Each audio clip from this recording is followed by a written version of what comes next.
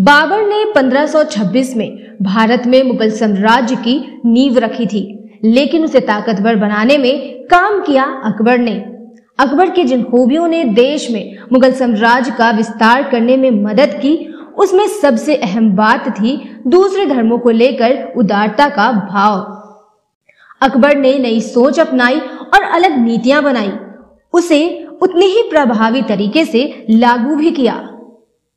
वहीं मुगलों के इतिहास के औरंगजेब, जहांगीर और शाहजहां जैसे बादशाह भी रहे, जो अपनी रूढ़िवादी सोच के लिए जाने गए।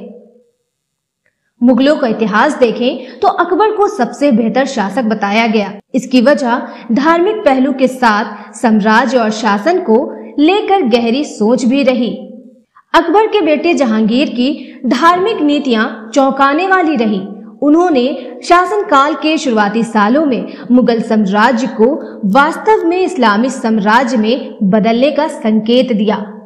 उन्होंने उलमाओं से कहा कि वे ईश्वर से जुड़ी ऐसी चीजों का समूह बनाएं जिसे कोई भी उसे भूल ना सके।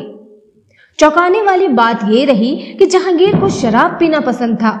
उनके दरबार में संगीत और नृत्य प्रदर्शन आम बात थी। ये बात उलमाओं को बिल्कुल पसंद नहीं थी। इन आदतों को रूढ़िवादी उलमा इस्लाम के खिलाफ मानते थे। जहांगीर ने अपने शासनकाल में पंजाब में गौहत्या पर प्रतिबंध लगाया और इस नियम को गुजरात तक लागू कराया।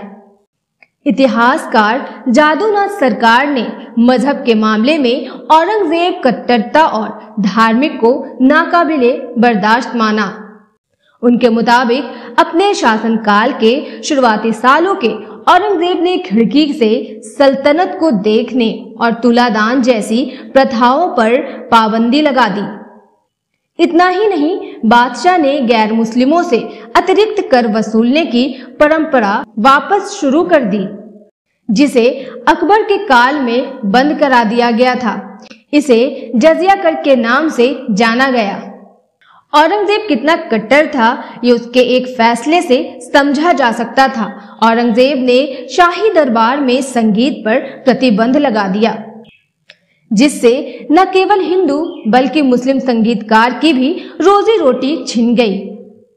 औरंगजेब का मानना था कि कलाकार इस्लाम के उसूलों का पालन नहीं करते। ये वजह थी कि बादशाह ने संगीत पर पाबंदी लगाई।